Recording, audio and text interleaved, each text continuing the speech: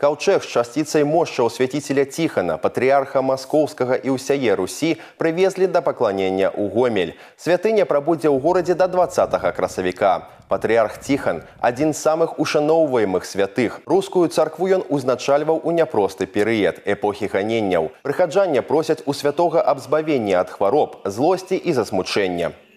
Он не один раз был арестован, суды были разные нарекания на него, были разные посылы, чтобы не только его засудить, но и уничтожить русскую православную церковь.